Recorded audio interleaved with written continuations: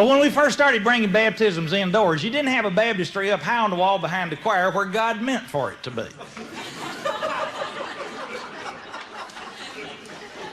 Baptistries were cut in the floor of the pulpit area, generally.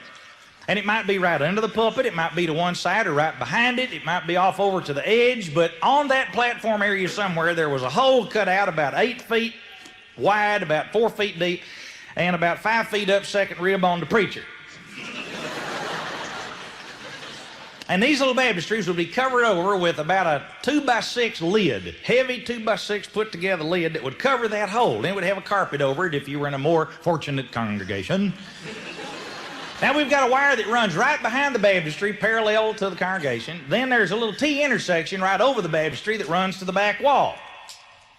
So you got a sheet that comes forward, you got a sheet that comes out from the right and a sheet from the left, and when those are pulled, there's a place on the right and on the left for the men and the ladies to dress for the ordinance of a baptism. Now, while they're pulling the sheets, the song leader is up leading us in all the water music in the hymn book. Showers of blessing, Jordan's stormy banks are standing.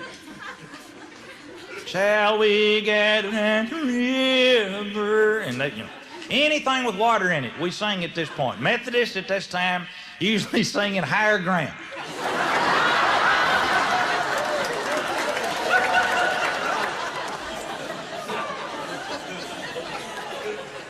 And the song leader's out there just letting us have it. Now the preacher clears his throat behind the sheet. That says, I got my socks and my tie off, I got my khakis on, I'm ready.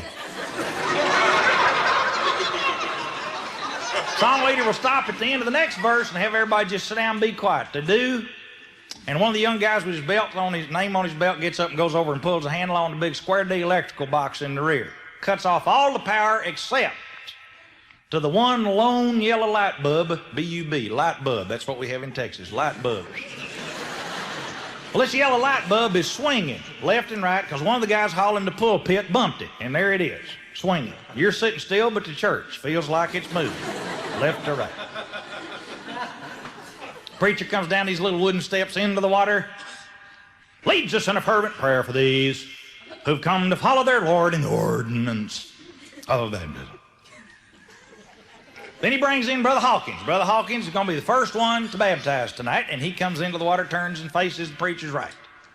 Preacher puts his hand on his back, arm up in there, in the name of the Father, and then puts him under, brings him up, splash, and a lot of splashing there.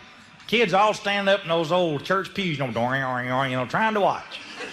And any parent worth his salt will hold on to kid's belt loop during baptism, because they can get loose from you and just can kill the spirit of the moment. So Hawkins goes splashing up the steps, slosh, splash, slosh, step, and he gets louder as he climbs higher because the water's falling further. Splash, slosh, splash, slosh as he comes up, goes through the sheet, splash, splash, splash, kind of muffles it, but you can still hear through the sheet, splash, slosh, splash, slosh. A few minutes later, squawk, that's his shirt hitting the floor. You hear everything through the sheet.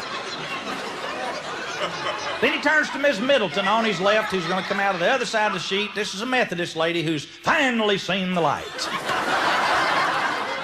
And looks like she's been staring at the bub. Just bug-eyed. She wants, just scared to death. And she kind of balks with her head out the sheet like somebody at one of those little carnival booths that you throw things at. Just didn't want to come through at all. So he reaches over to help her, and she just clonks him in the wrist bone with her fingernails. And starts saying through her clenched teeth, I just can't do it, I just can't do it. Well, he tries to encourage her, says, trust me, trust me, trust me, through his teeth. And kind of leans her on out a little to her, and she comes right on down the steps, scared to death. Well, she turns and faces the wall on the right. Puts his hand on her, starts to put her under, and she keeps, I can't do it. And he says, trust me, trust me. Gets his in the name of the Father, and starts to put her under, and it was like bending a stump. She was not going back, Well, he tried again, and she would not move. Had her legs apart, front to back, wasn't going. Well, he was tempted to reach out with his left foot, just boom, kick them out from under her, and take her on under for her own good. But he decided this should be her own free choice. So what he did was he just caught her by the back of the head and the nose and just power played her right in the water. Ba-dum, ba-dum, ba-dum, and walked her back like you're laying an ironing board down. Well, the woman was just trying to scream, but had her mouth covered. And she couldn't, boy. And just as she was going under the water, she couldn't yell. Her eyes are about 2 inches around on each side. She wants to scream. She can't get it out. And as he's putting her under the water, she reached out and grabbed this sheet going across behind the Baptist. And just twang, pulled it right down. And it collapsed all over, right into Baptist. All you could hear was screws flying and wires twanging as it came down. Brother Hawkins was over here drying off.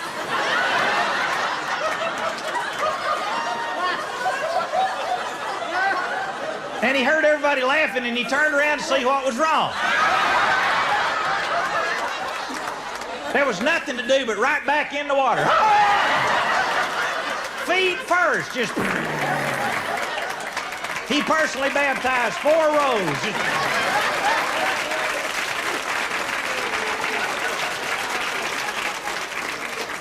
Miss Middleton walked out on the water and went back to become a fine Methodist missionary.